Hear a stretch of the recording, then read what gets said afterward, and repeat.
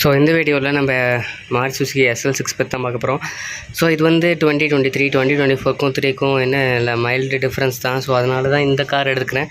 So இதில் வந்து நீங்கள் ஆல்ரெடி நம்ம 10 மைக்ரோட்ரேட் அந்த டயர் தான் போட்டிருக்காங்க. அண்டு இன்ஜினில் வந்து இன்னும் கொஞ்சம் ஸ்பேசியஸாக கொடுத்துருக்கலாம். ஸோ அதில் இருக்கிற மாதிரியே ஓவர் ஸ்பேஸ் இருக்குது. அண்ட் ஆப்ரான்கிட்டே கேப் இருக்குது. ஸோ இம்பேக்ட் ஆகும்போது ஆஃப் இன்ஜின் வரைக்கும் வரும்னு நான் எக்ஸ்பெக்ட் பண்ணுறேன். ஸோ இது வந்து நான் ஓல்டு ஓல்டு SL6லேருந்தே இதை நான் ஃபீல் பண்ணேன். அண்டு கதை டோர் சைடெலாம் பார்க்கும்போது உங்களுக்கு பரவாயில்ல. அட்லீஸ்ட் டோர் பேட் அண்டு டேஷ்போர்டாவது கொஞ்சம் குவாலிட்டியாக கொடுத்துருக்காங்க ப்ரீமியமாக. அண்டு ரியர் சைடில் மேட்டுமே எனக்கு பொறுத்த வரைக்கும் பர்சனலி எனக்கு அது பிடிச்சிருந்துச்சு. இது வந்து விட்டார ப்ரீஸுக்கு அப்புறம் வர எல்லா ஐஎண்டுக்குமே இந்த மாதிரி ஃபெசிலிட்டி கொடுத்துருக்காங்கன்னு நான் எக்ஸ்பெக்ட் பண்ணுறேன்.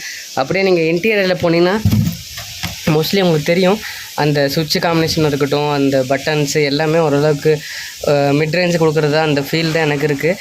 அண்ட் இதில் இன்னொரு அட்வான்டேஜ் நான் பார்த்தது என்னென்னா, அந்த டயர் ப்ரெஷரை நீங்கள் மானிட்டரில் செக் பண்ணிக்கலாம். ஸோ இதான ஷார்ட்ஸ் நம்ம போட்டிருக்கோம், டிபிஎம்எஸ்ன்னு சொல்லுவோம். ஸோ அது எரியும் ஏதாவது டயர் டேமேஜ் ஆகிடுச்சுன்னா.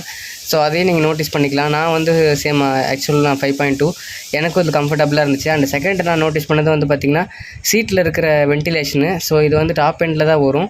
ஸோ இது வந்து இந்த வேரியண்ட்டில் வந்திருக்குங்கிறதப்போ எனக்கு இன்னும் கொஞ்சம் கம்ஃபர்டபுளாக இருந்துச்சு.